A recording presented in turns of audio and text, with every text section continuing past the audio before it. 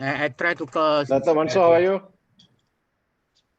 Call yeah. them. Okay. Silvara join dah. Silvara dah join dah.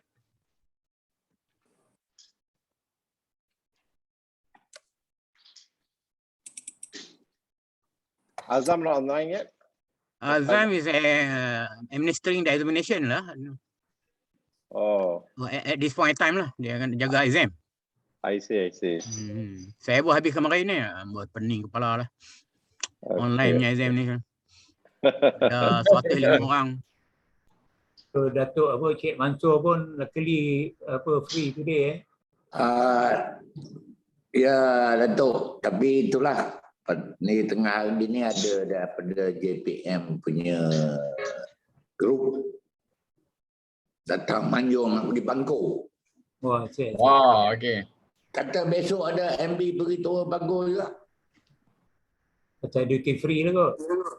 Ada pasal Hello, Silvara.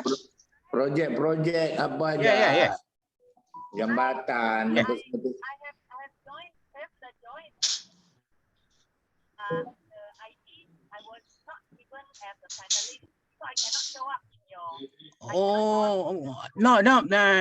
In fact, the link is given as a everybody got a link kan for the finalist. Panelist. Yeah. Mansor? Yeah. So I use that link and then I think I cannot show up there. Oh, you cannot show up, eh? I'm not sure what happened. Maybe Dia ada link yang bawah tu. Bagi tahu dia. Ada yang bawah tu ada another link. Another link kat bawah, Silvara. Try the main link memang the link tu did not allow me to join. I click yang bawah tu.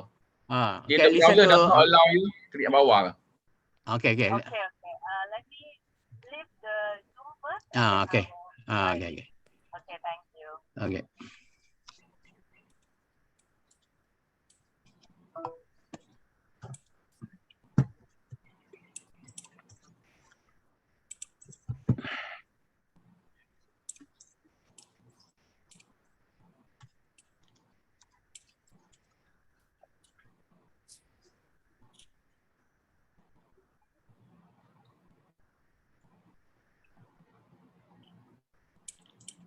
Okay, kita tunggu ke dia sekejap lah. Dia nak masuk. Dia kena keluar lain kot. Yeah, she has to attempt again lah.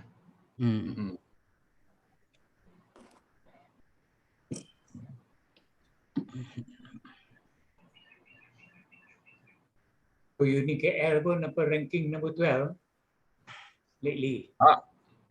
Yeah, number 12 within Malaysia lah, Datuk. Yeah. Kalau within the world tu 1,000 plus juga. But not bad lah kan, out of so many thousand universities. Not bad lah, you are ranked 1,000 plus. UTAR, I think UTAR is better. Kita number 10. Dia lebih lama lagi dalam sistem ni, we all baru join lah. We are big lah Datuk, quite difficult to manage. Yalah, because sampai 12 campuses ya. Campus in Kampar and Gombak lah. Dia orang 2-3 je, agak mudah. KL everywhere lah. That's why universities yang have got less campus ni. There you are. Welcome, Silvara.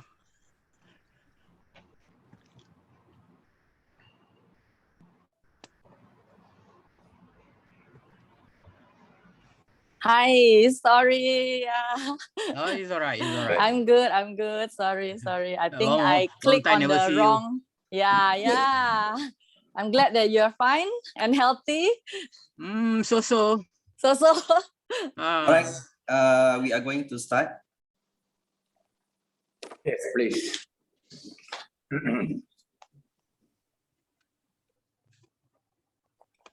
Okay, Assalamualaikum warahmatullahi wabarakatuh, and a very good morning to all the honorary guests and also our panelists, as well as our participant for today's webinar. So for today's webinar, the title for the webinar is Maritime Economic Potential at the State of Perak moving forward. This was organized by the Chartered Institute Logistics and Transport Malaysia, with the collaboration with the University Tunku Abdul Rahman, as well as University Kuala Lumpur Malaysian Institute of Maritime Engineering Technology, Unikl Mimet. So the webinar is actually to discuss and also explore the potential of maritime economic activity of the states in Perak. So the webinar is intended to provide some information related to maritime business and the economic activity to support the governments with regards to these businesses. So without further ado, I would like to invite Dato President Dato Muhiyuddin Abdullah as the Chartered Institute Logistic Transport in Malaysia to give some opening speech to all the participants. Thank you. Welcome, Dato. Yeah. Bismillahirrahmanirrahim. Assalamualaikum warahmatullahi wabarakatuh and very good morning. Waalaikumsalam. Master of Ceremony yang berbahagia Datuk Cik Mansor from company wakil daripada Grade 1 Marine Shipyard Sembilan Berhad. Dr. Aminuddin from Unikl Mimet. Tuan Haji Mubarak Ali, the CEO of Lumut Port. And kita punya Mr. Silvara Junus, she's doing fisheries at the moment. And kita punya moderator today, Commander Muhammad Abidin. So I wish good morning to all participants of this webinar on maritime economic potential in the state of Perak moving forward. As a Perak born and bred, I'm honored and extremely happy that this webinar takes place. Living in Perak almost all my life, I've seen the wondrous side of Perak in its best state and also its worst. I truly believe with the diversified qualities and resources available in Perak, the economy of the silver state has a lot of room to grow. In terms of maritime activities, Perak has abundance of resources and locations that can be utilized. The strategic locations of Perak waters along the Straits of Malacca provide ample opportunities for robust economic activities.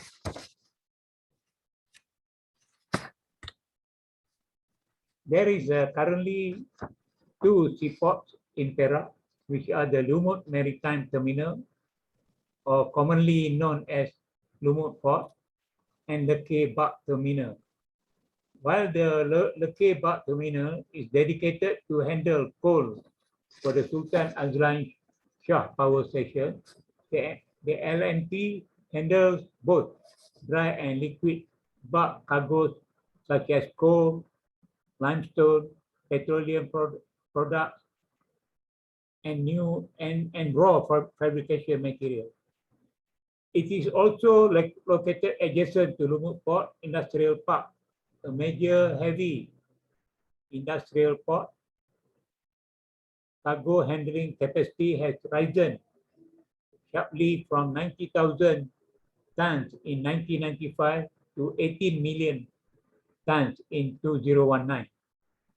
While the number of vessels it receives has also risen markedly from 60 in 1995 to 700 in 2019. Thus, I believe there is ample room for activities like shipbuilding or maintenance there. The second Lumut port is expected to be completed in 2023. It's said to be the first port in Perak to use the clean cargo concept. The 46.5 hectare port will only handle clean cargo such as cereals, beans, and sugar. This is a new opportunity for importers and exporters of clean cargo to take advantage of. Lumut also housed an institute dedicated specifically for the advancement of marine technology by University Kuala Lumpur, UNIKL, called the Malaysian Institute of Marine Engineering Technology, that's MIMET, relatively known as the home base of Royal Malaysian Navy. UNIKL Mimet has required tremendous response from the public and industries to produce graduates who are highly skilled and knowledgeable in maritime industry.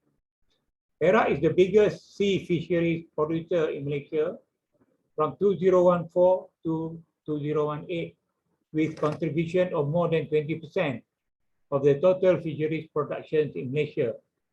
Perak is also the second biggest contributor of aquaculture next to Sabah. Perak capabilities in fisheries has already been proven beyond any doubt. However, the challenge now is to provide a more sustainable fisheries activity to ensure the sustainability of fisheries industry in Malaysia.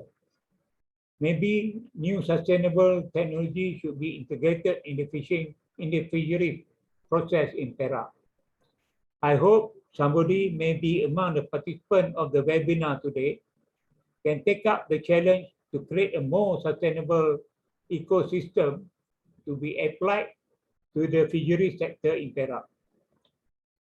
With the populations of Malaysia expected to increase to 50 million by 2050, food security is a serious issue that must be addressed. The beauty of marine flora and fauna in Perak is hard to miss. Destinations such as Pangkor Island, Pangkor Laut Island, and the various beaches in Lumut are world-renowned tourist attractions. Activities such as snorkeling, scuba diving, fishing, and simply picnic on the beach are essential for tourism. Due to the continuous restrictive SOP due to the COVID-19 pandemic, this sector has been declining this past year. However, with the loosening up of regulations and hopefully the decline in positive cases, the tourism industry is expected to bounce back with vengeance. The economic trickle effect from tourism industry could provide tremendous economic activities that will liven up the economy of Perak. Seafood restaurants by the sea, providing fresh fruit, fresh fish, and other marine produce are essential to the tourism sector. Craft is another area of the tourism industry that is often neglected. The maritime economy is now often referred to as the blue economy. Blue economy is an integration of sustainable development and green growth. It highlights an overall planning and coordinated development between marine ecosystem and ocean and coastal zone economic system. It is imperative for us to figure out a more sustainable solution for the maritime economy as to conserve and preserve what we have left for the next generation.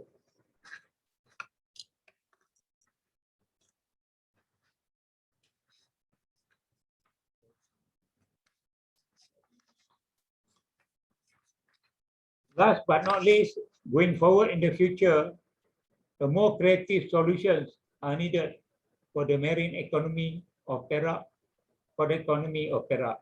I hope the participants today will give birth to a more vibrant and exceptional ideas to utilize what Perak has to offer. As Perak is my hometown, I wish to see the economy of Perak to be uplifted, and one of the ways to do that is to make use of the abundance that God has provided us with the sea. And the other thing, I'm taking this opportunity to thank the CILT members from UTAR, from Mimet, and also Tuan Haji Mubarak and the Navy for giving me the support during the AGM recently on the 31st of July. So once again, I wish to thank all the speakers, and we hope that this webinar will benefit the students and the public at large. Thank you. Thank you very much, Dato, for the opening speech. Before we start the webinar for today, I would like to introduce our panelists. The panelist number one is Haji Mubarak Ali Gulam Rasul, which is Chief Executive Officer from Lumut Port. And then the second panelist, we have Dato Cik Mansor Muhammad Rejab, the Director Grade on Marine Shipyard. And the third panelist is our former colleague, now is actually Director SE Aquatech Sdn Bhd, which is Miss Silvara Johor. And then the last panelist, Associate Prof Dr. Aminuddin Muhammad Arif, is a Senior Lecturer, Head of Postgraduate Study, University Kuala Lumpur, Mimet. So, and this webinar will be moderated by Commander Muhammad Abidin Bakar from University Tengku Abdul Rahman. All right, for the participant, this webinar is basically will be held in the duration is 2 hours. And then if you have any related questions to our topic today, so you can paste your answer in the chat box so that later on after the panelists present their input, so we can move on to the session for Q&A. So without further ado, I pass over to Commander Muhammad Abidin to take over the session for webinar. Thank you.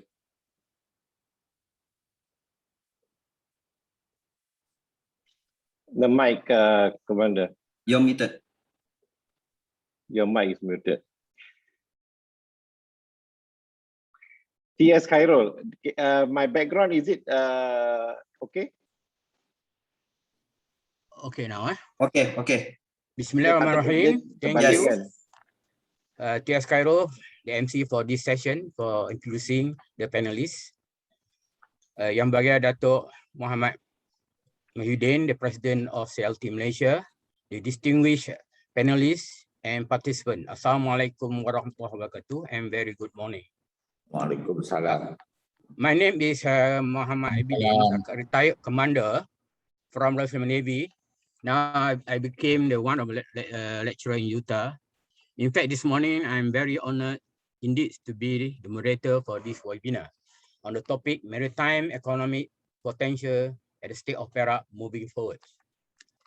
So before we begin this session, for the benefits of overseas participants, if any, let me briefly mention about the State of Perak. Perak is one of the northern states in the Peninsular Malaysia. In terms of maritime sector, it has commercial port, a few yards for shipbuilding and ship repairs, sea and inland fishing industry, and also the main naval base headquarters, as well as a few distinguished universities located here, including UTAR. So in fact, today we have a very prominent industry player to take part in this webinar. For participants in this session, we would like to advise you to ask the question during the Q&A answers. You can ask either verbally or via the chat box. TS Cairo will assist me to pick up those questions. Okay, without further ado, I would like to pose a question to panelists. Knowing that the Perak state has heavily invested in infrastructure in terms of connectivity and other related facilities. So having said so, what are the current maritime business and economic activities in the state of Perak? Maybe this question I pose to Tuan Haji Mubarak first. Then after that, I invite other panelists to join or to add on. Please, Tuan Haji Mubarak. Okay, thank you, Commander. Bismillahirrahmanirrahim. Assalamualaikum warahmatullahi wabarakatuh and very good morning to everybody. My name is Mubarak. I'm the CEO of Lumut Port. Lumut Port is actually our marketing name. We are registered as Lumut Maritime Terminal Sdn Bhd. activity in terms of the port, I just would like to share, Commander.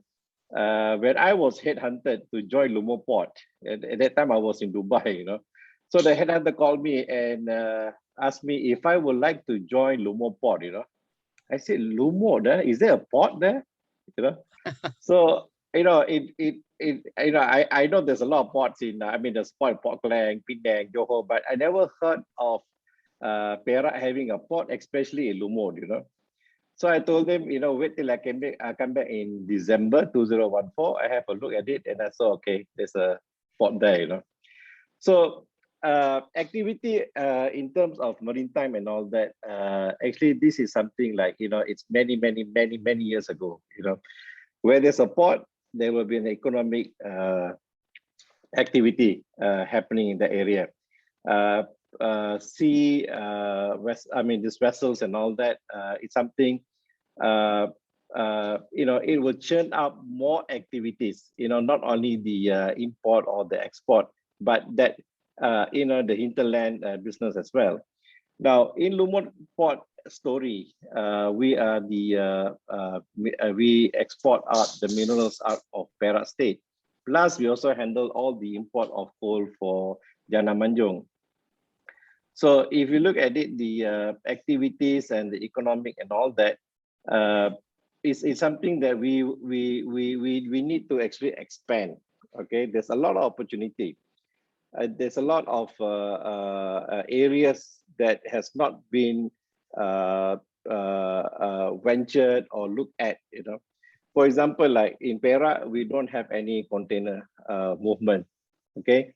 Or whatever container that has to go out from Perak have to go through either Port Klang or go through Penang Port, okay, or use the ICT, which is in Ipoh, okay. So we don't have any actual container movement via sea in Perak.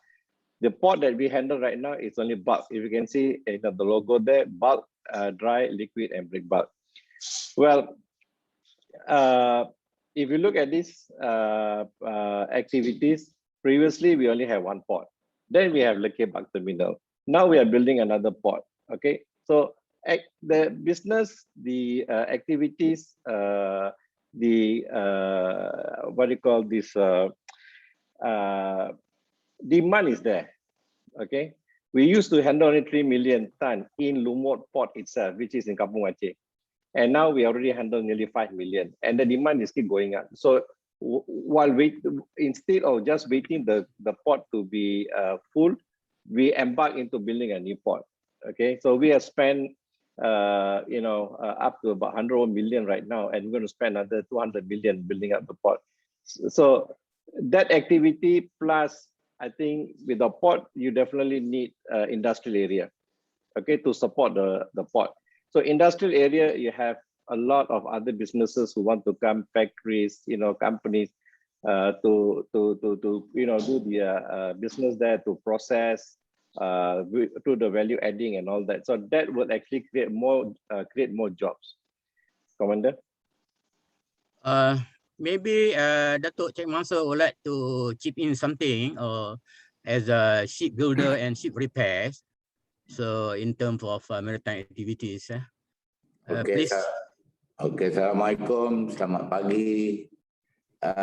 Nama saya Cik Mansor bin Rejab daripada Grade 1 Marine Shipyard. Grade 1 Marine Shipyard ni terletak dalam kawasan Tuan Haji Mubarak lah, Lumut Port, bersebelahan dengan Kencana, Sapura Kencana. Dan apa yang saya boleh katakan di sini, bahawa di Perak dan di daerah Manjung telah diisytiharkan oleh kerajaan bahawa bandar maritim. Beberapa tahun yang lalu, dan saya pun terlibat dalam industri ini lebih pada 30 tahun. Cuma sekarang macam Tuan Haji Mubarak cakap, ada banyak perkara yang boleh ditambah baikkan, tapi dengan komitmen semua pihak, termasuk terutamanya pihak kerajaan lah. Kerajaan kena committed betul-betul, bukan setakat nak umum publicity sana, publicity sini, benda tak di ni. Kalau kita tengok di luar negara, contohnya Turki ke, Australia ke, mana ke, kerajaan dia support, bagi full support untuk industri. Dari segi nombor 2-nya, daripada contohnya persatuan-persatuan lah. Contoh macam AMIM, macam MIDES, itu semua involved dengan Maritime. Tetapi pelaksanaan blueprint ataupun moving forward yang kita kata tajuk hari ini kena di implement betul lah, mengikut perancangan ini. Kalau sekarang ni saya yang tengok dari ke belakang ke depan, dia bila tidak konsisten lah perkara-perkara yang berkaitan. Dan untuk moving forward industri ni, macam kita tahu Laut Cina Selatan tu, Selat Melaka tu, setiap hari beratus atau beribu buah kapal laluan. Kapal tu maknanya kalau industri di Maritime di Perak ni di enforce secara keseluruhannya, maknanya laluan ya, jadi ekonomi itu macam dia akan jadi macam port club, persinggahan, ataupun dia akan jadi macam PSA lah, Port Singapore Authority kalau kita tengok sebelah sana. Itu dari segi building, construction, repairing, maknanya kalau benda tu terletak sini, mana laluan tu untuk persinggahan dan untuk baik pulih, untuk membina dan sebagainya, maknanya ada satu center of maritime. Itu saja, Tuan. Okay, terima kasih. Thank you very much, Dato' Cik Mansor. Maybe Miss Silvara would like to give some idea from the points of, you are heavily involved in upstream activities with regard to fishing industry in Perak. You have research, many research in aqua fishing or things like that. So maybe you can put some ideas or things like that. All right. Very good morning to all distinguished panelists as well as Encik Abidin. It's good to see you. Yeah. So in regard of the current maritime business and economics in Perak, like all the distinguished panelists have said, it's have a very high potential. Now, I'm from the more of an aquaculture background, and just like what Dato' Muhammad Muhiyuddin said, that 20% of our Malaysian aquaculture or seafood industry, captive fishery as well as aquaculture, it comes up from Perak, and that's really not exaggerating. We are truly very active, especially those in coastal area. So I think 10 or maybe 15 years ago, even from Manjung itself, we supply, I think 50% of the prawn demands in the whole West Peninsula. So currently for the fishery, still going strong. We have a lot of fish cages. We have both freshwater and also marine aquaculture, and of course it's still prawn. Okay, so I think Perak, a lot of the Perak aquaculture economy comes from the prawn farming industry. but we also have other industry, of course. And I think recently I've talked to Dr. Hasid from the FRI Batu Maung. They successfully, I think they successfully transform Lekir area, certain community in Lekir area into the production of cockle.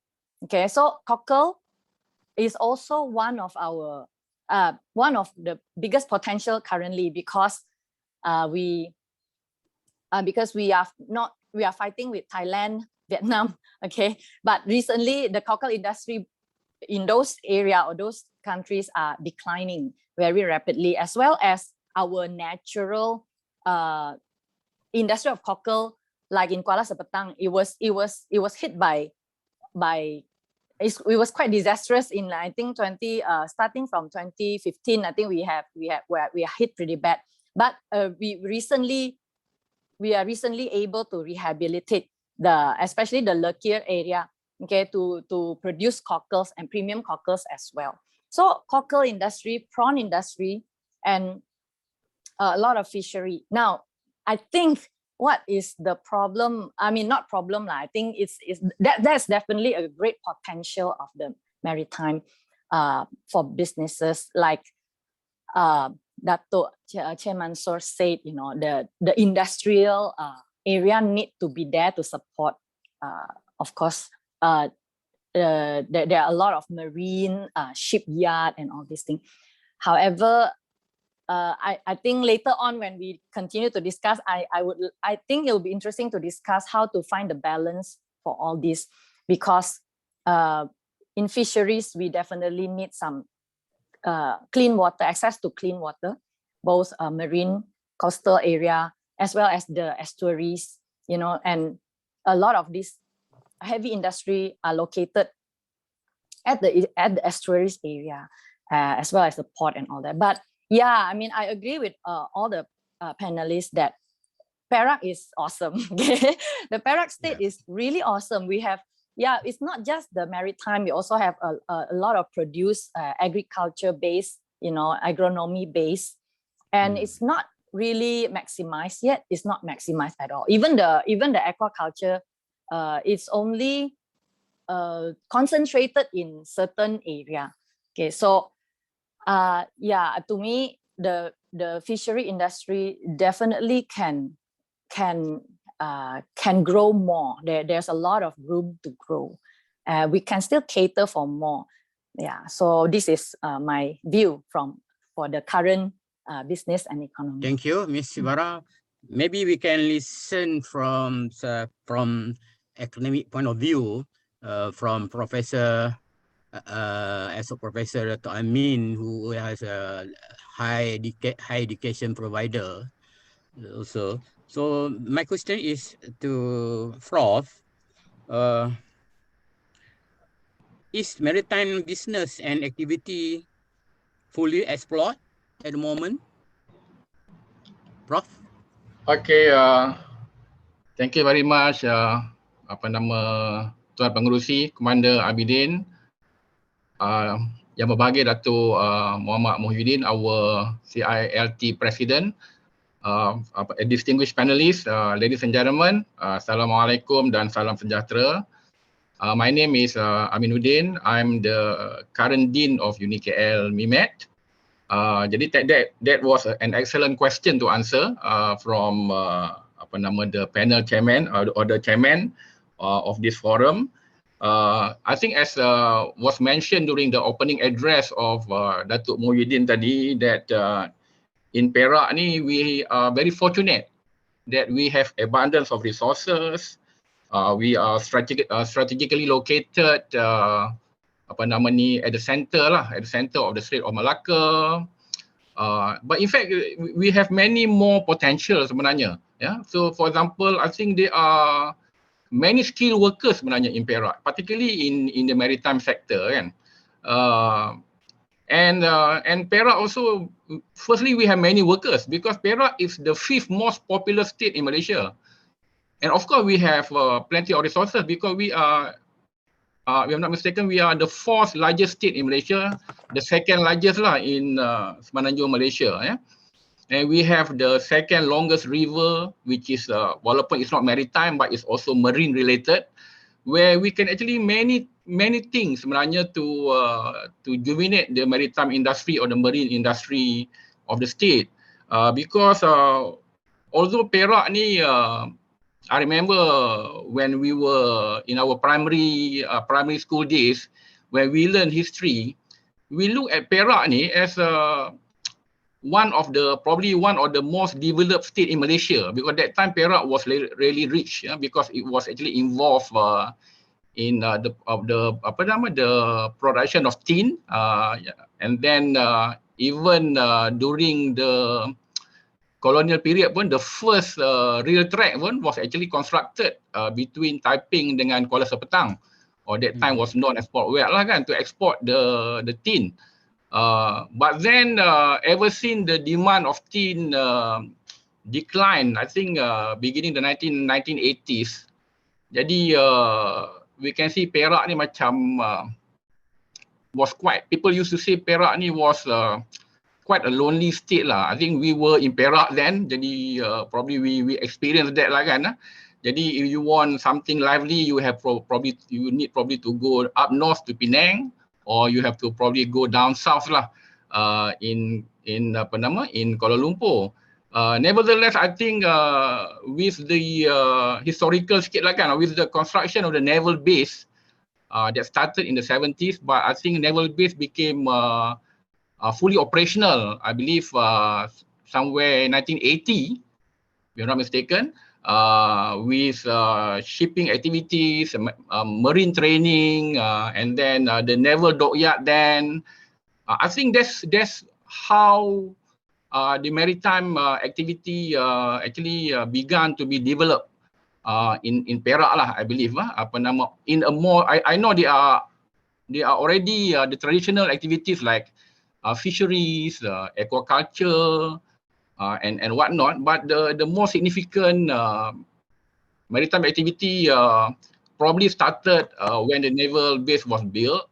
And you know, maritime activity ni sebenarnya is not just centered. I mean, if you define maritime activities ni, you can define it probably in several dimensions. One, you probably focus it on the ship. Jadi anything related to the ship, you consider as maritime. For example, design of the ship, constructing the ship, doing maintenance, MRO, and maintenance, overhaul and repair of the ship, and then equipping the ship, kan? But then I think a more broader definition that is commonly used now is actually anything related to the ship and her cargo.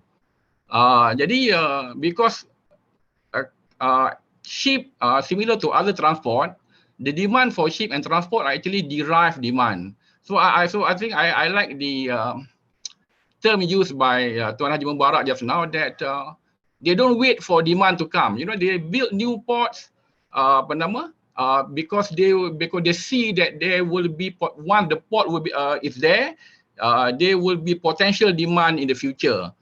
Because actually when you work on you deal with transport, I think the focus now adalah is supply driven lah kan, because seaport, ship and so on, they are based on derived demand. When there are demand for other goods, there are demand for other services, then they will require ship, seaport dan sebagainya lah. And because of that, jadi activity, when you see maritime activities ni, dia sebenarnya ada huge potential, because it is not just limited to ships. It is also can be further expanded to equipping the vessels, like for example, maritime defense industry, something that was not discussed about by the earlier panel, for instance. I think can be a very significant contributor to the economy of Perak. Yeah? Kadang-kadang it is very difficult to draw a boundary which one is maritime and which one is a non-maritime. Yeah? Because contohnya macam when you talk about warships, they are equipped not just with marine engine, marine generators, propulsion, hull and so on. which are mainly maritime in nature, but they are also equipped with radio equipment, radar equipment, weaponries, missile, and so on, which actually you can see the service provider too can serve many transport areas lah. They can serve the marine industry, they can serve the aviation industry, and they can also serve the other industries. Jadi it is good that if you can see in the development plan of the northern corridor economic region, so it is good that Perak government has actually merged the development area of Ipoh, dia panggil Ipoh, Taiping and Pangkor lah together.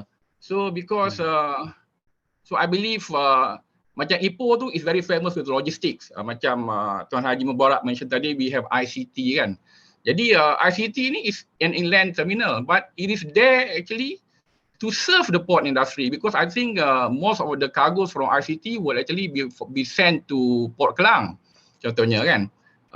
And similarly also you have Taiping, contohnya they are actually I think the investors are more focused on electrical and electronic, kan, which are also required by the shipping industry, because many ships now are equipped with electronic equipment. Jadi sebenarnya they are actually great potential dah sebenarnya for the maritime industry ni, if you look at in the bigger context lah, to create employment for Perak, for the people of Perak, and also to create employment for the from people from outside Perak, for instance, to come and work in Perak dan sebagainya lah. Because this is what happening now. Because for example, I think most of the people who live in Manjung district today, I think maybe half of them are actually those originated from outside Perak. You know, we came and served in the Navy and sebagainya, and when we retired, we discovered that, you know, this is a good place because our skill is very maritime in nature, and this is probably one of the hubs lah that we have in the country where we can be easily employed. So I think that's all I have so far, Tuan Aminuddin. Thank you, Prof. So maybe this Tuan Haji Mubarak can add on, but I would like to Tuan Haji Mubarak to zoom to focus this question. Which maritime activities which is not fully exploited, not fully, but which not from your perspective, you knowing that shipping all that, but still in lacking in maritime sectors, which area that we need to beef up, or we need to spur more or enrich in terms of you know, to make it more progressive. Okay, thank you, Commander. Like I mentioned earlier, we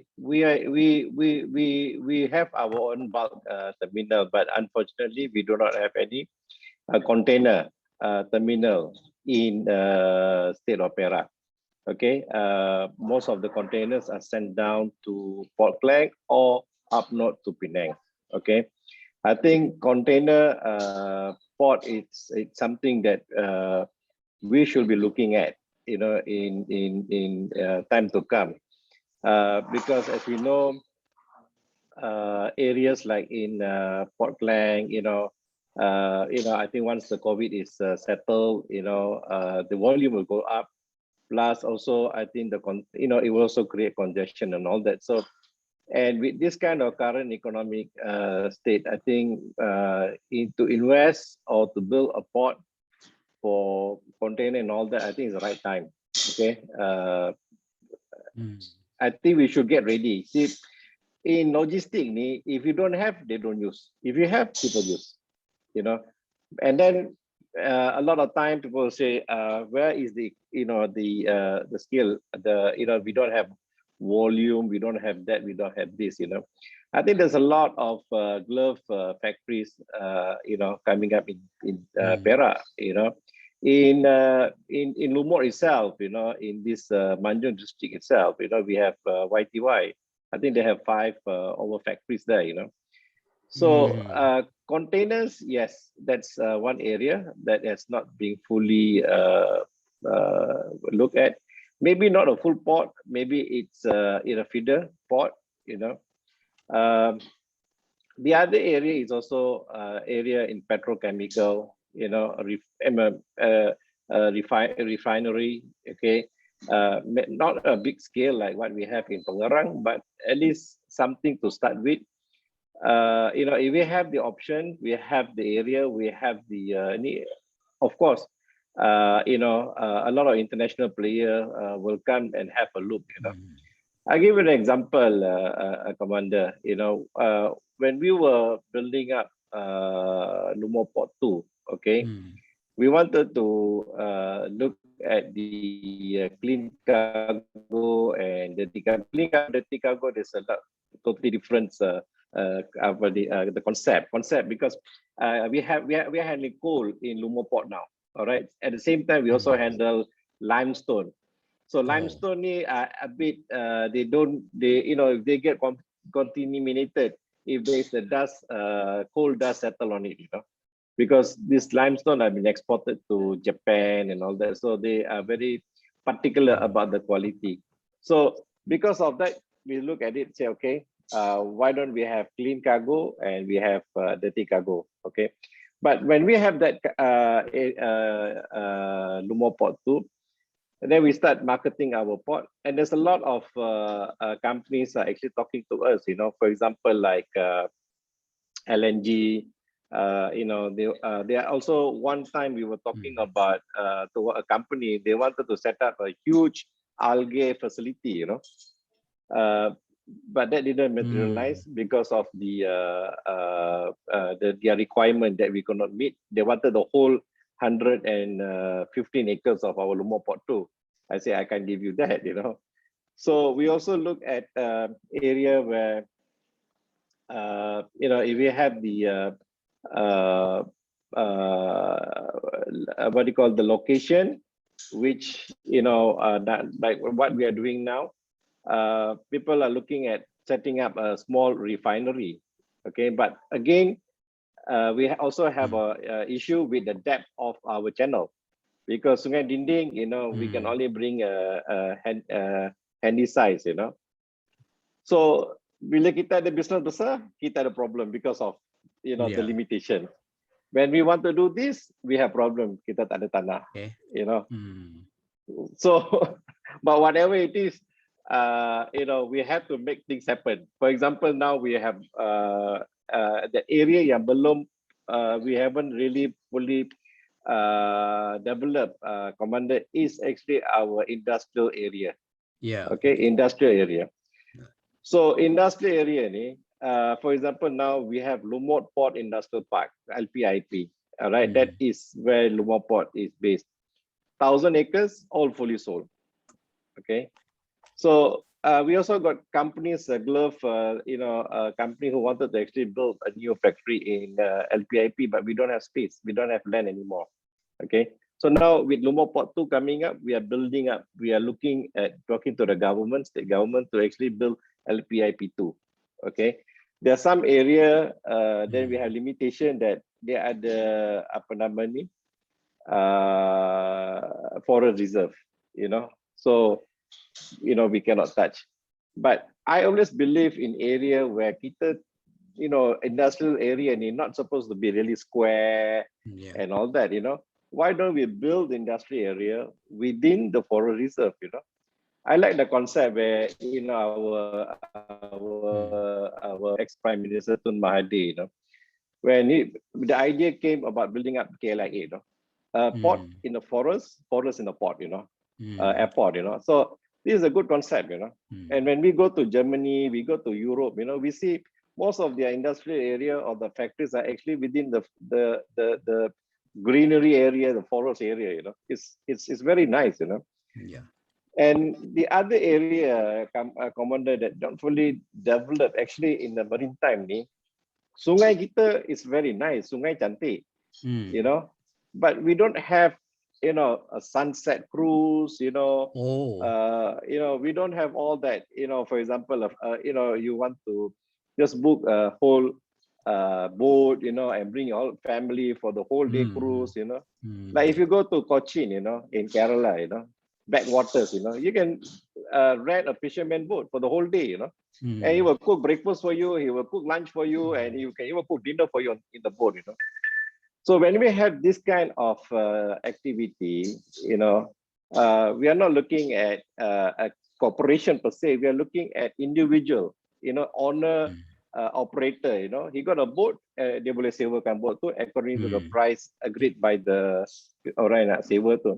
So big, yes, container, you know, refinery, petrochemical, industrial area, and also the small activity that is not fully, you know, looked at or fully developed is the cruise. Yeah. Thank you, Tuan Haji. So maybe Dato' Cik Mansor can give some views, those area of maritime related to shipbuilding and repairs, which is not really developed or which you expected to be related to your business. Maybe hoping for the Perak state to provide such infra. Maybe Dato'. Okey, Tuan, macam ni lah, macam kita cakap daripada awal tadi, kita ni maritime industry, kita ada di barat, selatan dan utara lah.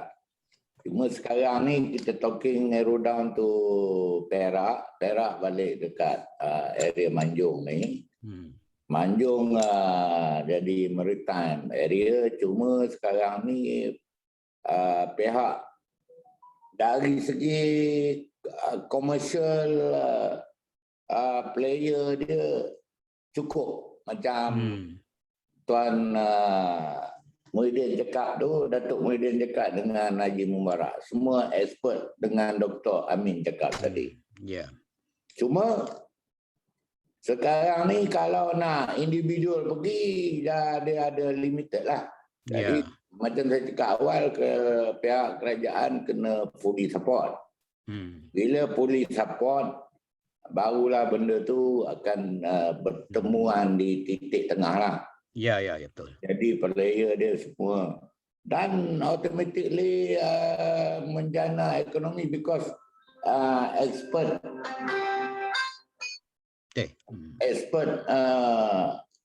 bukan skill maritime punya skill ni ada di area sini.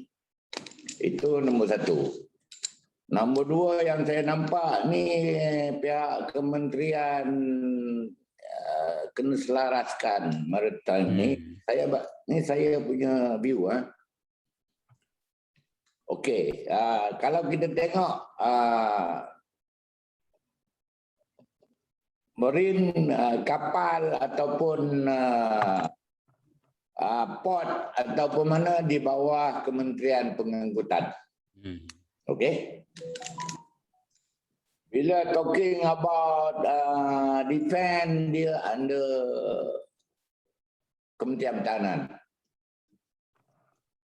Bila kita nak buat contohlah time COVID ni, dulu nak operasi syarikat. Okey, nak buat operasi syarikat. Kalau kita tengok dalam skop ataupun kluster yang MITI approve tu, Marine tak ada. Jadi kami banyak dekat area Manjung ni nak buat operasi Marine tu, jadi tak dapat nak operasi. Bila apply tu dia tak suit. Ya.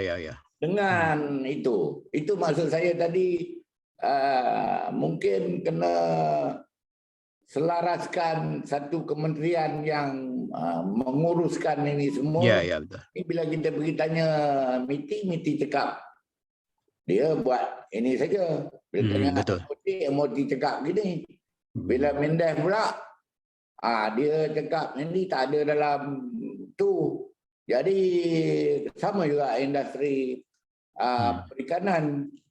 Jadi bau-bau ni dan nak develop industri perikanan ni, bot-bot dia orang tu untuk nak upgrade kepada standard. So masing-masing dia tidak maksud saya tak diselaras. Yeah. Okay, thank you, Dato. So maybe Miss Silvara, in terms of fishing industry, which area are not fully exploit or explore, but we needed to complement the whole industry, fishing industry, whether sea or inland fishing industry in Malaysia. So maybe you say that maybe it could be for what call it, fish feeding or something like that. Maybe you have that. Yes, for sure. There are many in terms of industrial or manufacturing. In the aquaculture industry, we're talking about the inland farming, right? Prawn farming, not the captive fishery. Captive fishery is, of course, we're talking about marine boats, and like Dato Mansor said, they need to upgrade the standard, etc. But in terms of aquaculture, where we are farming, like for example, we need more manufacturing player in terms of producing the feed. Currently, it's quite monopolized or imported. Okay, so a lot of the feed, a lot of the poultry feed as well as our fishery prawn feed and as all that artificial feed, of course, they are all either imported, Vietnam, China, or we only have like one player, like really big player, which is the dinding feed. Okay, and the others we don't hear about it. So definitely there is a big potential in terms of that, which can be related to the food industry, and because food industry, they have a lot of waste. So another area that not yet fully maximized is the hatchery and the high technology or automation or remote sensing, call it smart farming for the aquaculture, because currently a lot of the farms here are still quite backward, low technology. We use a lot of manpower and labor, and for these 2 years where we have imposed MCO and all that, it become a problem, first of all, because a lot of the, not just aquaculture, but agriculture in Perak rely heavily on foreign workers. But we, in these 2 years, and then I personally know that the Jabatan Tenaga Kerja and KDN, they are not keen on bringing in any more foreign workers from outside. So what we have currently is the recalibration program, whereby they try to, whoever that's already in the country, try to legalize them and just utilize them instead of bringing in any more from outside. I'm not sure. I think it may affect also the manufacturing industry, but definitely it affects the aquaculture and agriculture, which I think put a lot of, it gives a lot of potential for growth in terms of technology and high-skilled worker in aquaculture. Hatchery production for prawn, let's say prawn hatchery, to produce the seeds or the fry, for everything, like for the fish, for the prawn. Fish is still okay. We have a lot of fish hatcheries, big and small, but for prawn hatchery, I think we are quite lacking. A lot of the prawn hatcheries here in Malaysia still rely heavily on just importing the eggs and the nuclei, the prawn nuclei, which is a prawn first stage larvae culture from outside, import inside, and then they over here in the hatchery here they grow them and then they sell them to prawn farmers. So some of the prawn farmers, especially a very big one, they may face this production stalling because of the fry. And then minerals, right? Okay, because aquaculture, we also use a lot of minerals. So I think the Lumut pot is great, if we can have fully, if we can have it, because like for currently in prawn farming, what happened was we found that our water, recently our coastal water in terms of Perak area, my area definitely, which is Lumut, and Lumut beach and Lumut water. Okay, lack in mineral. At a certain time, right? The mineral in the water has dropped. The level has dropped. It's probably because of climate change as well, because there's a lot of runoff, freshwater runoff to the coastal area. So when we take in the marine water or even estuary water, the minerals have changed. The minerals level have changed. So creating that we have as farmers, we have to put in a lot of minerals. And currently we are facing shortage of certain minerals, not because there's no production, but because of logistics. Okay, the ship didn't come and all that.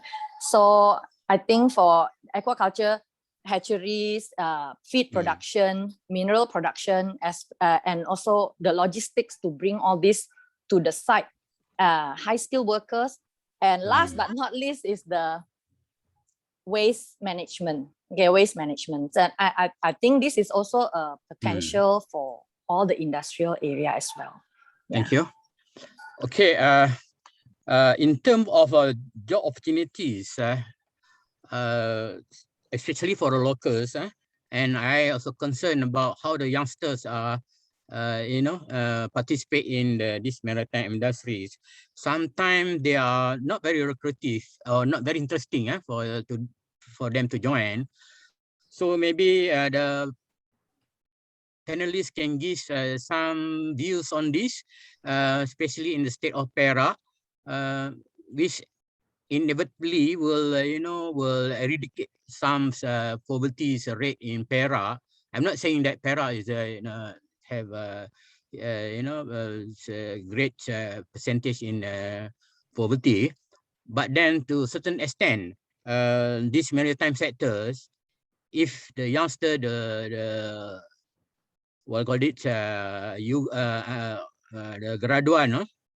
graduates can participate in this industry. Can anybody solicit opinion from the panelists who would like to come first? Maybe I'll try. Yeah. It's open to panelists. Okay. Maybe I'll try. Because after getting this soalan bocor kan, so ada bocor. Okay, no mind. Okay. But I try to repair. I mean, try to moderate. Tak apalah, because but the gist there lah. Yeah. I mean, the figure cannot just come from the sky kan. You have to do some research and so on.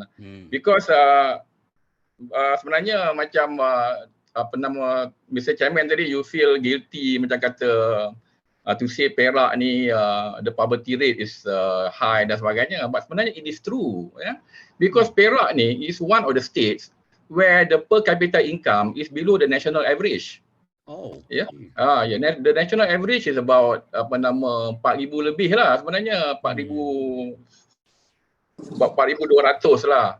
40,000 lebih, so that comes to 4,000 lebih annually lah kan. So meaning that if your per capita income is below the national average, jadi banyak rakyat Perak ni sebenarnya adalah golongan B40 lah, So and from the data provided by Statistics Department from 2017 to 2020, the data of 4 years, you can see the supply of labor increased by about 15,000 annually in Perak. Jadi every year you have 15,000 labor, whether skilled or unskilled, ready to join the job market. Tapi masalah dia, the job creation have actually declined recently sebenarnya. You can see in 2018 there was quite a huge job creation, about 22,000 new jobs created in Perak. Dan kebanyakannya dalam bidang the region that I mentioned tadi, Ipoh, Taiping, Pangkor punya region lah, because that is probably the actual industrial growth area in Perak. You have a little bit in Tanjung Malim, yang lain-lain tu saya rasa more on agro base lah kan. However, the job creation actually declined to 9,000 only in 2019. So I think it is actually coincide with also the global economic performance as well lah. So walaupun masa tu belum COVID-19 lagi, tapi I think basically you can see the economic growth has actually slowed down a little bit. Jadi it also affected the job creation. And last year we didn't create job actually in Perak. We actually lost jobs. So we lose about 1,000 jobs last year. And this is the one documented in the statistic. There could be also other jobs that we lost that probably was actually not considered probably in the calculation kan of the Department of State Malaysia. Jadi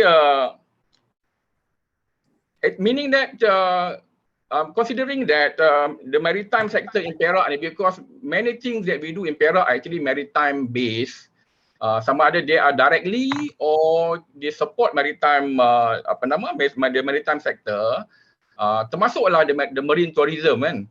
For example, walaupun the cruise industry lah macam Tuan Mubarak sebut tadi, it's not that popular in Malaysia yet. In Malaysia and even in Perak lah. But we hope it will actually continue to improve lah kan. But I think many aspect of tourism in Perak macam visiting of Manjung district, visiting of Pulau Pangkor dan sebagainya are actually marine related. Jadi I believe 1/3 of the jobs yang created tu actually contributed by the maritime sector. Jadi meaning that kalau kita ni dah pernah create 22,000 job in a year, so I think maritime sector ni can easily contribute to between 7,000 to 10,000 job a year lah sebenarnya to the use of Perak. So memang there is a prospect lah, So because we have the resources, we have a beautiful river, we have the second biggest state in Peninsula Malaysia kan. Cuma I think yang penting adalah the willpower of the government lah. So government policy is very important to encourage people to venture, to invest and also venture into the maritime industry. Without a good policy, without good incentive, jadi orang mungkin tak nampak because maritime industry ni dia sebenarnya operate in the peripheral tau. Dia sebenarnya jauh sikit dari orang kan. Jadi so artinya government dia kena canang-canang sikit the prospect of the maritime industry tu. Contohnya macam Haji Mubarak kan, he is already in the industry so he knows the prospect. So that's why dia hantar anak dia belajar kat Unikl Mimet contohnya kan. So basically only people that knows the industry yang sayangkan the industry ni lah. Thank you. Tu dia tak memang tak kenal. Jadi kerajaan must play their part. Itu saja Prof. Thank you Prof. So maybe Tuan Haji Mubarak can add on because you quietly involved in the industry. But my concern is how much or how many locals or the youngsters or whoever the graduates come out from various university join in this maybe export-import industry, shipping or whatever it is that in Perak State itself. Okay, thank you, Commander. I like to share, some of our successful story in what we have done in Lumut Port. Rightly said, the job creation, it is the area where hit directly into the poverty. Okay, no job, no money to spend, and economy got stagnant.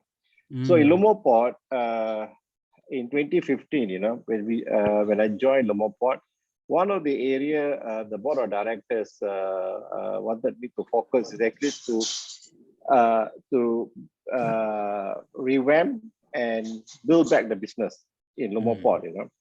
In 2008,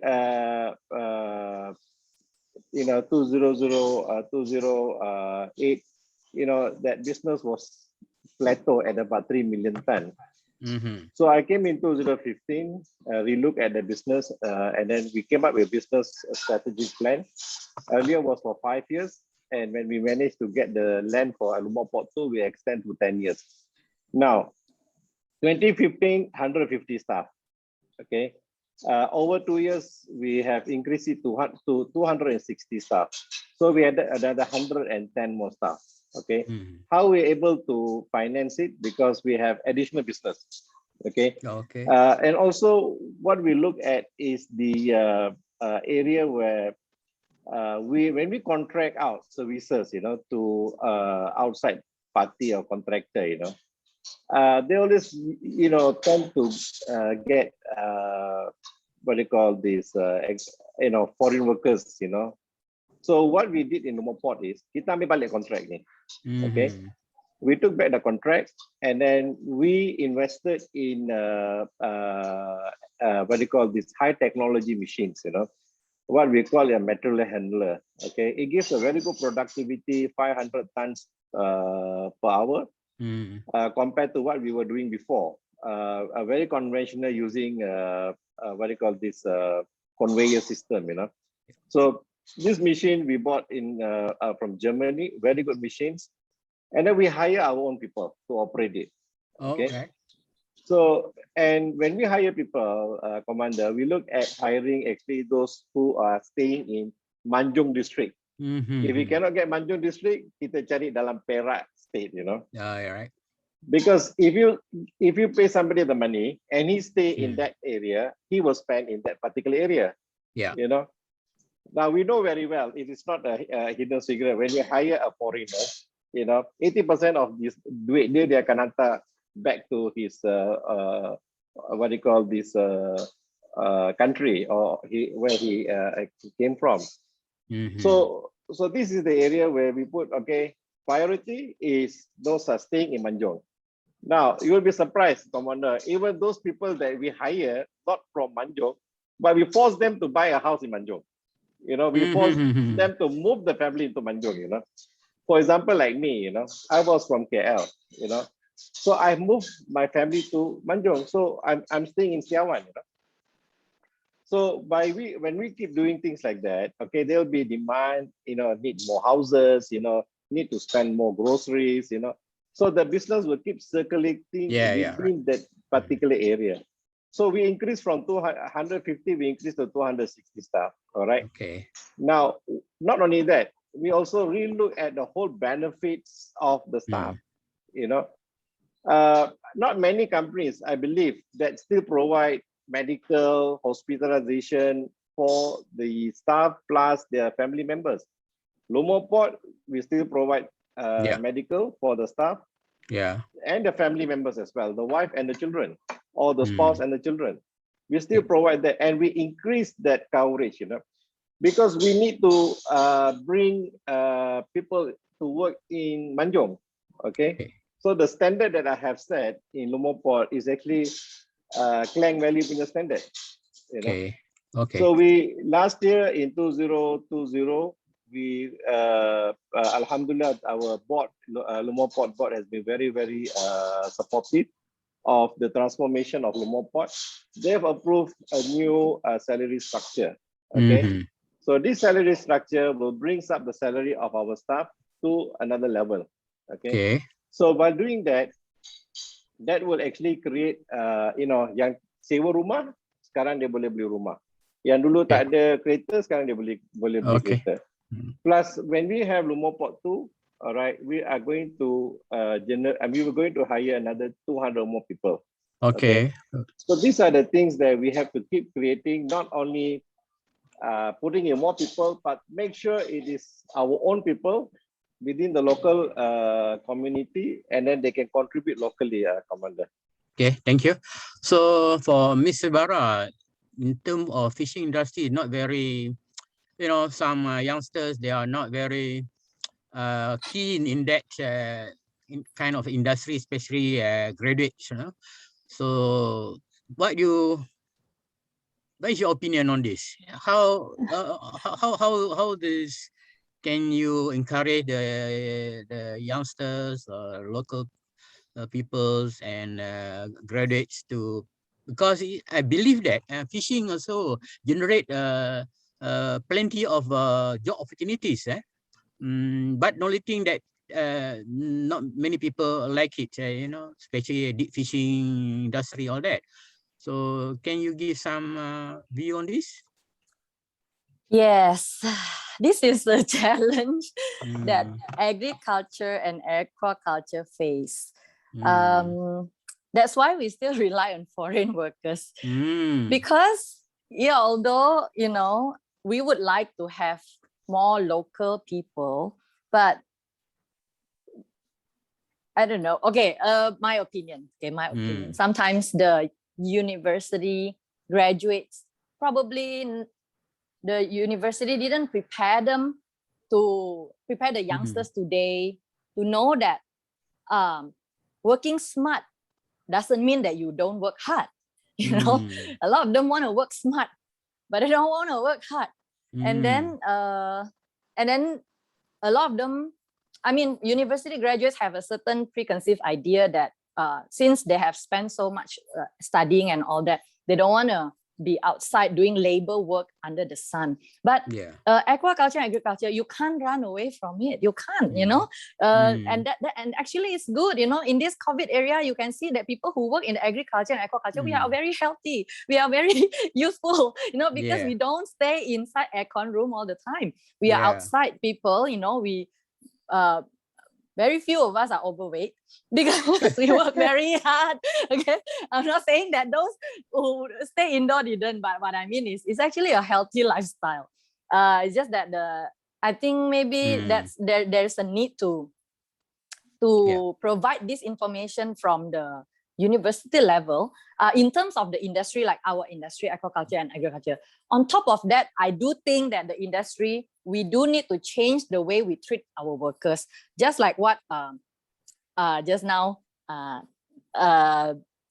sorry, what was said in the Lumut port is such a good, you know, very great worker scheme. And I think this is very lacking in the agriculture and aquaculture. And we really need to change that. We really need to change that. So because we need to treat the work, we need to have a certain standard that the workers can accept, because today young people have a certain expectation. We compete with a lot of other industry, and we cannot compete for local workers if we cannot provide this. And our job, right, in aquaculture and agriculture, when we are doing culture of live animal, we can't have holidays. You know, when you are when you are running the cycle, or when we are culturing, you know, there's no Sunday. You know, sometimes there's no overtime, and this is something that the industry we have to figure out how to balance it. You know, how to provide this, and also invest in technology. In the end, right, because if we can't find workers, we will have to go into, of course, we will go into automation, we will go into smart farming, which will actually shrink the job opportunity, but provide more for higher skilled workers. Okay, thank you, Silvara. So maybe Dato Cik Mansor, in terms of ship building and ship repairs, so how the locals and graduate, despite you taking, I believe you are taking ex-Reman's technician to work with you, but do you have any scheme to take all these youngsters, because it's high tech also, this got a required skill for shipbuilding, especially that welding. Some you got require first class welder and repair weapons. You are taking also Royal Malaysian Navy, PMM, and Marine Police, custom, thing like that. So how do you perceive this, the job opportunity in terms of you know, providing a job to the local as well the youngsters, and you know, because your job is mostly on hands-on, okay, and related to the equipment, highly related to equipment, and also you know, well, creativity as well, the cognitive skill, right? So Dato' boleh cakap. Kalau kita tengok sejarah Grade 1 ni, dia didaftarkan pada 2004. 2006 kita mula beroperasi, 2004 hingga 2006 kita buat infra. So daripada infra tu, kita ketika itu ada 30 fokus saja ketika itu. So susulan daripada itu 2016, 15, 16 dan sebagainya, dia jadi 200 lebih permanent. Tak termasuk vendor yang permanent. Apabila apa saya nak cakap, subjek kepada projek-projek ketika itulah. Kalau banyak projek, banyaklah dia punya ni. Tapi dari segi soalan apa yang nak dibincangkan daripada graduate apa semua, majoriti macam Dr. Amin punya tempat, UNIKL, dia ada tiap-tiap rutin ada kita sediakan ada kuota lah dalam 30 orang untuk on job training ke apa ke, tak kisahlah. Not daripada UNIKL, daripada semua agensi yang related dengan Maritime. Okay. Ini depan saya pun ada satu ni. UPNM-nya graduate ni, depan saya ni. UPNM, okay. Jadi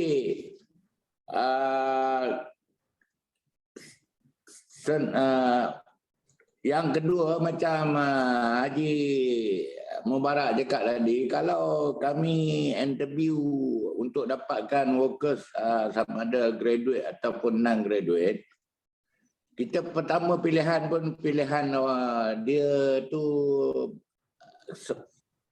keutamaan dia daerah Manjung lah, didahulukan. Sebab dari segi kita buat macam tu, sebab dari segi kebajikan, dari segi pentadbiran akan memudahkan semua pihak.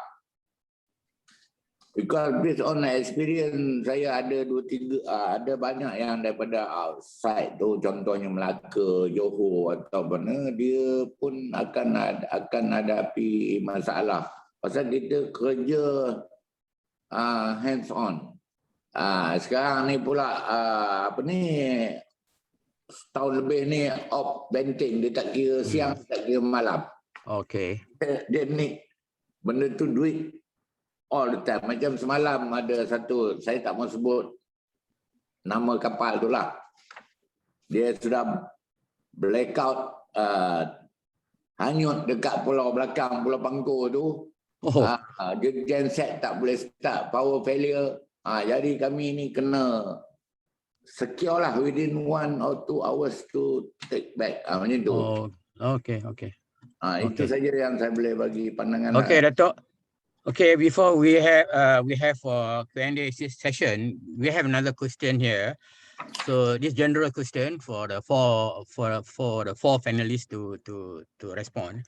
Okay, the onset of 4.0 IR and revolution, and also Internet of Things nowadays, what is the future expectation in the state of Perak in terms of maritime activities with regard to 4.0 IR and also Internet of Things?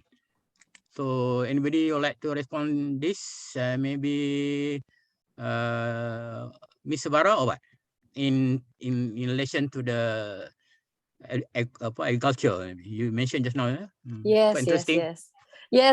This is something that we have to go into, because first of all, it really cut down on the labor cost. For example, nighttime, because if let's say we are culturing live products, especially prawns, you have to have people doing shifts. So at night you also have people working and all that. But with the setting up of the smart farming, Internet of Things, we can monitor it remotely, so it will cut down on the pressure, on the job pressure. But I think what we need, like Perak, if like in my company, we are trying to set it up, but we don't have expertise from Perak itself, so we have to get it from KL or Penang, engage consultant on that. Another thing that I think at least for aquaculture or farming industry, agriculture industry is the TNB usage. Okay, so the electricity energy usage. So we would really like to see more development into solar application in our system. But the problem, I think, what I have faced is because first of all, we can't we use a lot of high power engines or high power pumps and motor in our place. So the solar the investment is too high, you know, for us.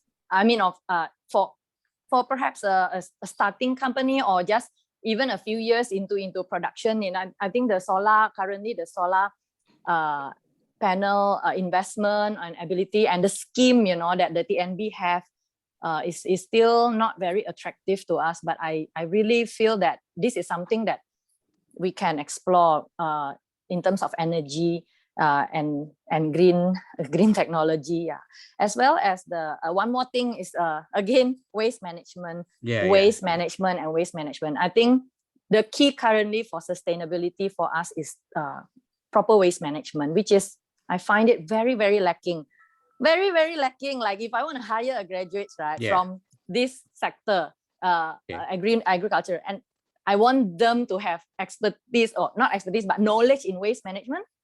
Okay. At least so far, no one can answer me this question. You know, especially prawn farming. How do you manage the waste? Okay. Yeah. So okay, thank you. Okay. Thank you, Silvara.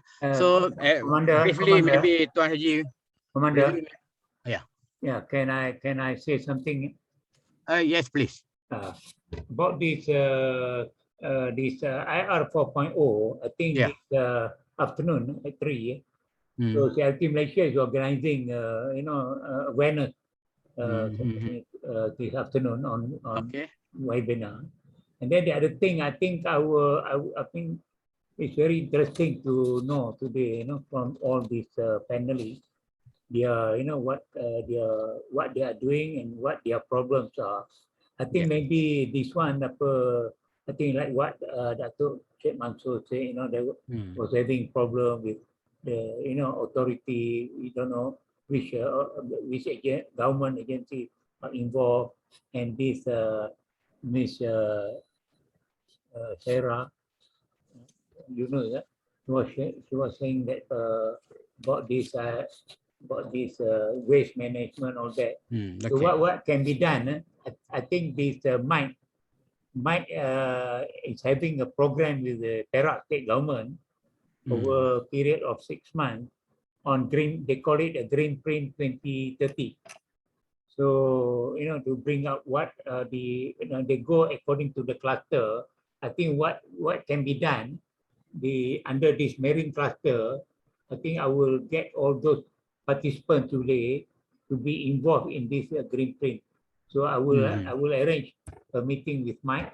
I think very because Mike has got everything on the green technology R 4.0, and then they have got the people, so that we have got connectivity, and then with the government agency, it happened that CILT Malaysia has been awarded by the Ministry of Transport, the industry lead body, human resource, to the higher, with all the ministry. So I think what we'll do is maybe we can work together. Thank you, Dato. So we have 2 more minutes before we embark on the Q&A. Within 2 minutes, Tuan Haji Mubarak, can you mention a bit 4.0 in relation to the shipping industry or export-import briefly? Okay. For Lumut Port, Commander, with our business strategy plan, so this is way back into 2015, where we already allocated some 10 million ringgit, for our IT system. I mean, where I came from, all right, my involvement in the IT system and all that. Plus, when I came to Lumut Port, there was a very big gap, very, very big gap. So today, we have already spent, I think, nearly 10 million now, not only on the system, but also we have upgraded our hardware. Now, we did not when I came in 2015, you know, we don't have 4G in Manjung. You know, I had to personally get CEO of Maxis, you know, to get involved, and it took him 6 months to bring up 4G in Manjung. All right. Then we talked to a TM about our fiber optic, you know, that was like very difficult, you know, but we managed to get. So we got fiber optic now, we have got Unify, we have Maxis fiber optic, you know. So you got a good system, but you don't have infrastructure, it's no, you know, it's not good. And luckily we have already invested in all the system. When the pandemic hit in 2020, we are able to work remotely, yet our system, our operation are still working.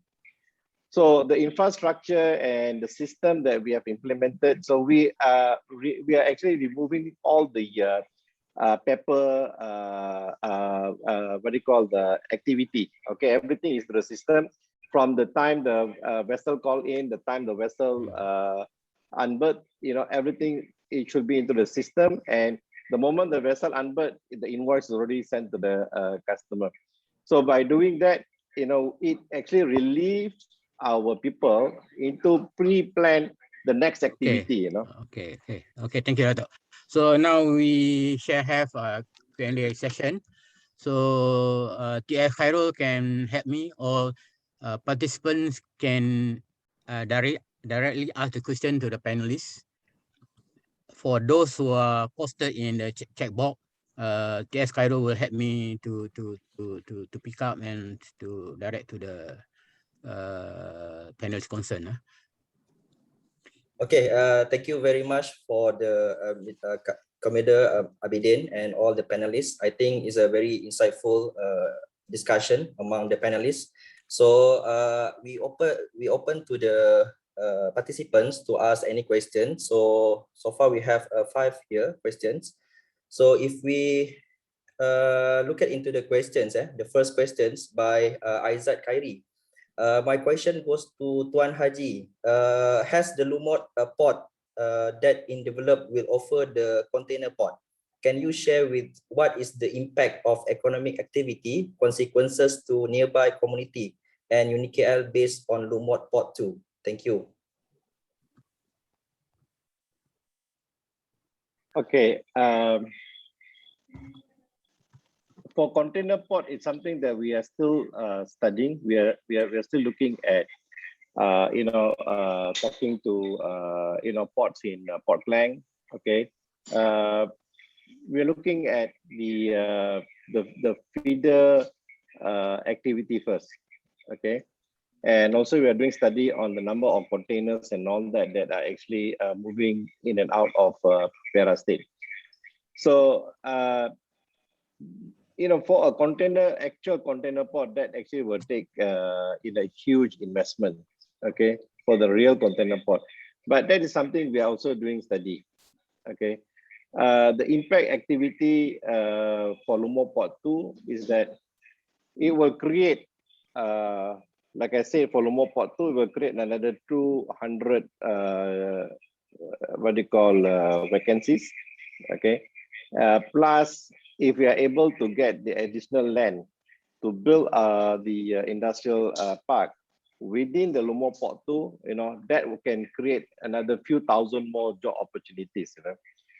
Now, we look at UNIKL, which is within our area. We used to give. Currently, we are also providing a lot of practical. Attachment. We used to only allow 3. Now we have. We allow more than 10. All right. This will actually give insight to them to actually look at what is actually happening in Lumut Port. For some of them, after they have done practical with us, once they graduated, they want to join working with us. See, Lumut Port, it's not like a container port. It's nice, clean, and all that. It's dusty, it's dirty. So bila hujan tu, it's a great challenge. To actually work in Lumut Port. So this 3 months or 6 month practical attachment to Lumut Port will give them an insight, you know. Dia nak kerja ke tak dalam Lumut Port ni, you know, because not everybody, you know, looking at career, but they are looking at, you know, I want you know, a nicer area to work with, you know, rather than looking at, this is a company which I can build my career. Yes, Khairul. All right, thank you very much. I think most of the question actually goes to going to the port area, I think, because this one. But at the same time, I think from the other panelists, I think you can also add on lah if you want to. I mean, if you have a point of view. So we move on to the second question from Amiruddin Tajuddin. Do you think that the state government do not have the political will to do a port container at Lumut Maritime Terminal? How to convince the MB to implement this feeder port? Thank you. I think it is for this feeder port or container port, it is actually area where we as the private agency or private company, we need to actually bring it up, you know, to the state. Or if there is enough, what do you call that? I will say that there is enough business, okay. Again, you know, this is a chicken and the egg situation, but I would believe that instead of going into the full container port, kita start dengan feeder port dulu. State government as of now, alhamdulillah, you know, they're very supportive of Lumut Port businesses, Lumut Port potential and all that, you know. So no issue about the state government supporting us. But there's one thing that I would like to suggest, and inshallah, you know, if there's an opportunity, you know, we will bring it up to the state government, is actually to have an exco, all right, portfolio. It is actually to look at the maritime business or maritime industry itself, you know. So that means a dedicated exco for maritime, you know. So bila kita ada this exco nanti, inshallah, you know, I think it's a lot of things that we can move forward, you know. All right, thank you very much for answering the questions. So we move on to the next questions from Muhammad Taha Hasil. The area around Lekir has the potential to be developed as the new economic zone for Perak, with the Pulau Katak has the advantage of deeper draft through the south entrance and suitable for the containerized and integrated port. May I suggest the Perak government should explore and do feasibility study on the potential of that area and its surrounding? Maybe some other different expert here can answer this question. Maybe Dato Muhammad Muhiyuddin, maybe you have. I think Haji can. Haji Mubarak can answer. Oh, Prof Aminuddin. Answer on behalf of the government ni. Can I chip in a bit? Yes, I think, please. about Lekir, right? Okay, I really think I don't know how to do it, but I think the government really have to come with penyelarasan of this all this industry together. Like for Lekir, for sure, I know that at least there is a successful implementation of the cockle industry in Lekir area. So I'm not sure if, of course, you know, if a Lumut port, that's why EIA, environmental feasibility study should be done. But we also have mangrove area. We also have, you know, all these mud flats that is very suitable for clam industry. So there should be I guess there should be a committee, like if the state government need, policy is very important. The zoning, the proper zoning, and then waste management, you know, so that we don't lose all this natural environment for aquaculture. That's my point of view. Okay, can I add? Yes, can please. As far as I know, Pulau Katak ni is already been incorporated as a part of the Bali Minerals punya terminal. However, I think if you're talking about expanding the maritime district ni from Lumut, Sri Manjung area, probably a better place is to expand it to Bagan Dato, because I think Bagan Dato is, I mean, it has great potential. It actually located at the at the estuary of Perak River, dan and actually it become very close to Banjung sebenarnya when the highway is ready later on. In fact, dah almost by dekat area kita pun dah almost ready, and then we also have a bridge being constructed daripada seberang Perak tu ke Bagan Datuk. So I believe I think the development corridor tu sebenarnya yang sekarang ni is limited to Ipoh, Taiping dan juga Manjung, iaitu Pangkor, can be expanded further. Jadi with that I think the development ni will not be too congested in Manjung district lah. I think those who live in Manjung probably now dah rasa have the feel lah. I mean our district is becoming quite congested lah. Kalau balik kerja pukul 6 tu kadang-kadang you have to wait sampai 2-3 traffic light lah kan to cross the traffic light and so on. Maybe I suggest maybe it is a good idea, but we can probably expand lah, building new ports in Bagan Datuk dan sebagainya. Thank you. Alright, thank you. Yes. For this Lekeh area, Pulau Katak and all that, like what Professor Aminuddin said, there's Wale, there's also Lekeh Bak Terminal, which we're actually supporting the managing the coal. For the area, it will not be suitable at all. Okay, in that area, plus also a lot of ferries that move towards Pangkor and also Lumut. Bagan Datuk, yes, that is one area that we are also looking at. Okay, for the any other port potential.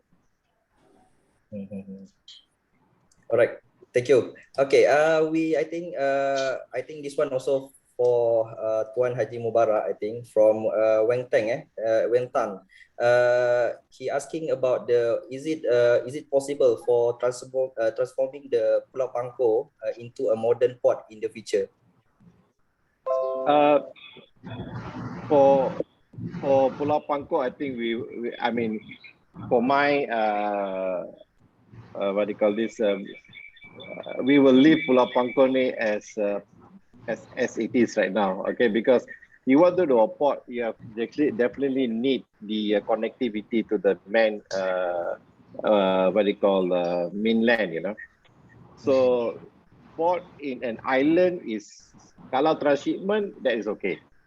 100% transshipment, but not for real port activity, because you really need the mainland punya connectivity.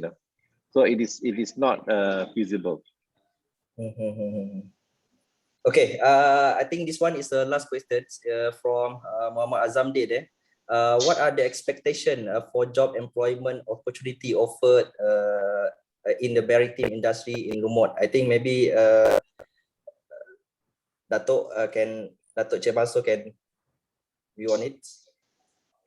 Even though we already asking about this, maybe you can add on some others related input. Dari segi keperluan pejawatan dan pekerjaan di daerah Manjung, seperti dibincangkan awal bahawa kita ada demand keperluan tu projek-projek yang move on tadi untuk projek maritime. So kita akan isilah pejawatan-pejawatan tu. Setakat ni kita kekal sedia ada yang ada skill, contohnya daripada ex-government service, contohnya ex-TADM, ex-FPMM dan sebagainya, termasuklah graduate protege yang sedia ada. So macam saya beritahu awal tadi, dari segi di awalnya sekarang ni sampai satu masa 200 lebih pekerja, lepas tu dia turun balik sebab subject on project. demand yang ada ketika itu. Itu saya rasa. Okay, thank you very much for all the answerings, Q&A sessions. I think we still have 15 minutes more to end. I think I just give 2 minutes for each panelist to round up something, last remark from each of the panelists. Maybe we can start from Haji Mubarak and then followed by Dato Mansor, Silvara, and also Prof. Dr. Aminuddin. Okay, please, Tuan Haji Mubarak. All right, thank you, P.S. Carol. I think for to summarize it, number one, potential of maritime business industry in Perak ini, there is a lot of potential. Okay, a lot of potential. My only wish that I hope that Perak State, the government, is able to come up with an exco portfolio managing the maritime business. Plus also kita ada what do you call this, pengurusan pesisir pantai Perak, we call it MP4. Hopefully the MP4 ni is can be activated back so that they can we can come up with what do you call a 10 years or maybe a 20 years blueprint, for the maritime businesses in Perak, and make more money, out of this maritime business. All right, thank you, Mr. Dato Mansor. Ya, okey, untuk kesimpulan apa yang kita bincangkan hari ini, macam diberitahu seperti Tuan Haji Mubarak cakap tu, dan apa yang saya bangkitkan tadi, pihak kerajaan dia kena selaraskan kementerian mana yang bertanggungjawab. Kalau macam di Perak tadi kata diperlukan seorang exco, kalau perlu. Jadi dipermudah. Sekarang ni jadi masalah dari segi pentadbiran tu authority lah. Dan nombor dua, projek. Jika projek-projek yang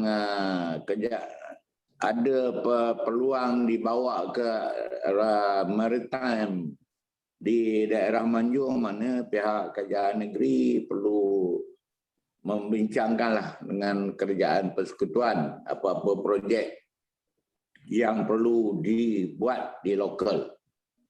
Kita tidak boleh macam dulu traditional way, kita semua buat banner apa semua di luar negara, tiba bawa balik satu, contohnya sebuah kapal. So itulah perkara-perkara penting yang benda ni selalu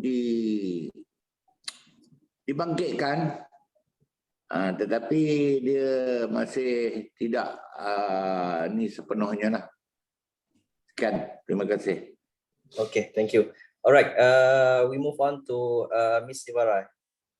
Yeah, so as conclusion, in my personal opinion, I agree, of course, with Dr. Dato Mansor about the coordination. There need to be a coordination from the state government among all the different industry players that are using the coastal area and to improve all the maritime business and economics, number one. Number two, there need to be a support in terms of the advancement of technology, in terms of waste management, as well as the advancement of technology for the industry, for each industry in terms of smart farming, remote sensing, and the automation, etc. Thirdly, I believe that all the industry players in Malaysia, in order for us to be able to retain workers in Perak, we need to have some.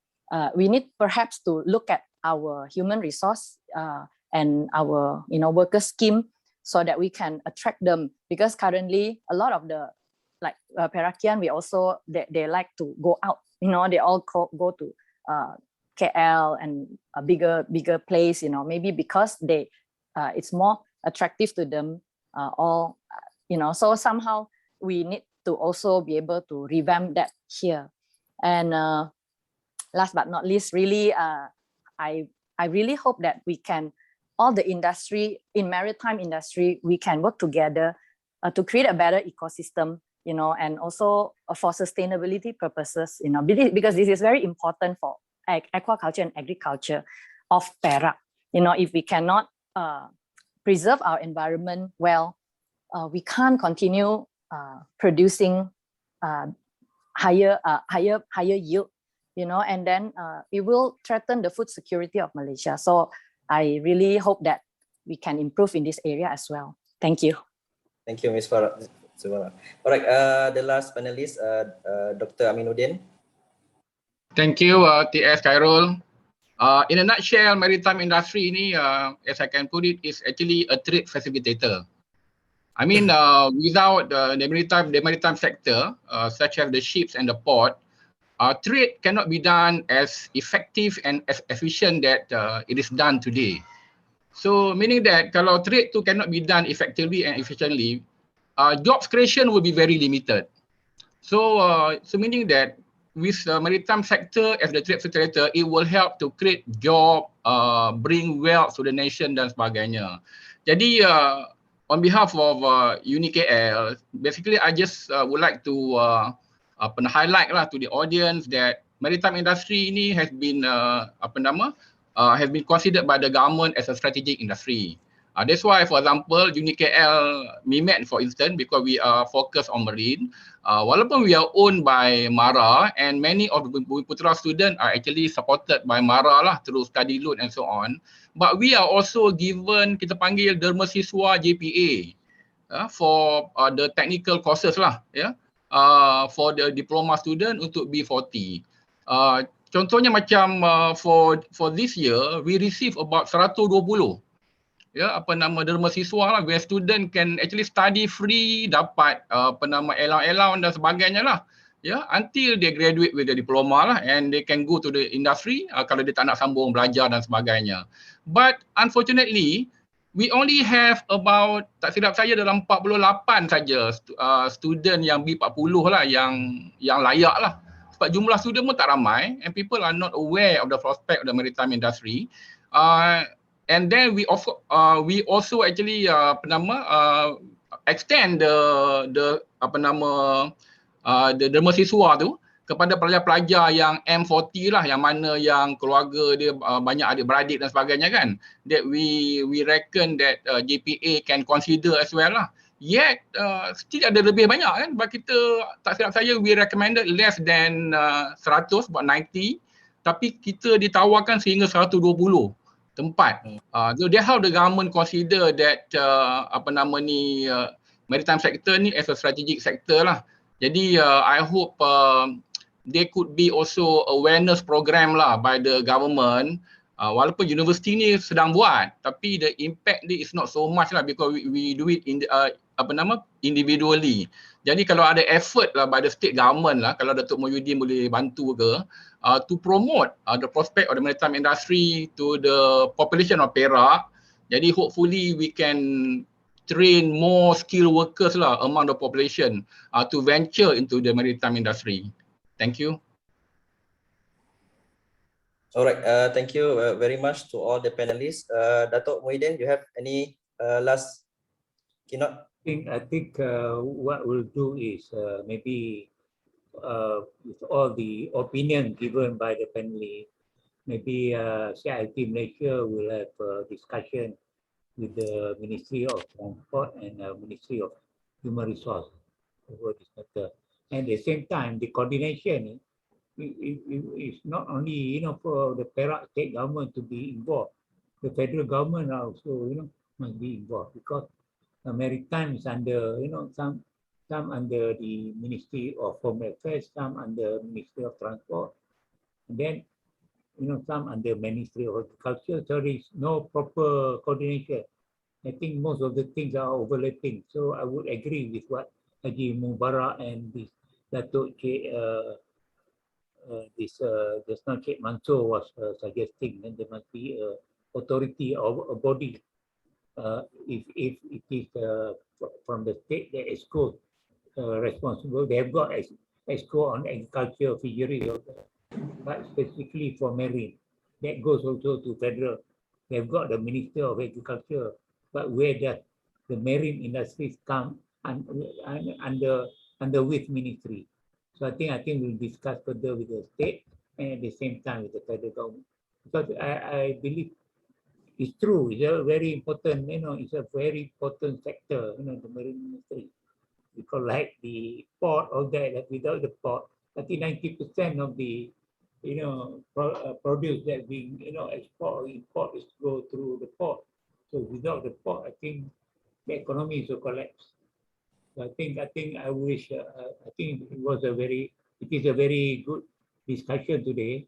I hope the students of UTAR will benefit, and those I think we should have more awareness program lah.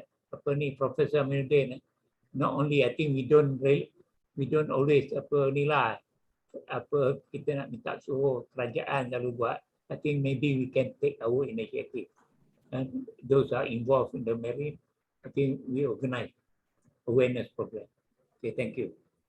All right, I think we already comes to the end for our sessions. I would like to thank all the honorary guests and as well as all the panelists, the moderator, as well as all the participants for joining us for today's webinar. We hope that you have some insightful information related to maritime industry. Basically, I think after the 1980s, after the decline of the global mining industries, and then I think the Perak already shift forward, looking forward to diversify the industries related to maritime, such as the services and also the agriculture.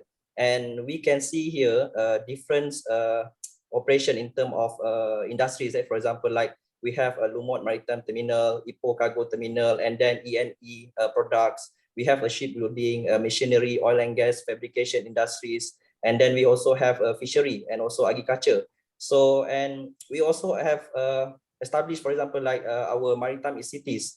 And I think the government also have come up with the NCR economics regions development strategic 2021-2025. So we have a different kind of on the different strategy, for example, like Pangko passenger jetty for tourism, and then we have also Sungai Pinang cargo jetty for cargo, I think, and then some of the Lumut port expansion. So I think all these can be integrated, and then I think we can boost in terms of economic and so on related to this maritime industry. So I think that's all for today's webinar. Thank you very much again for all the participants and guests. We end our sessions and see you again in future. Thank you. Can we have a photo session, TS Karu, Khairul? I don't know how to do it. Okay, can. All right, can. For record purposes. Okay, so open the. Okay. 1, 2, 3. Okay. Another one. 1, 2, 3. Okay. Thank you very much to all the participants and guests. So we end our session for today. Thank you. Thank you. Thank you. Okay, thank you very much. Have a good day. Assalamualaikum. All right.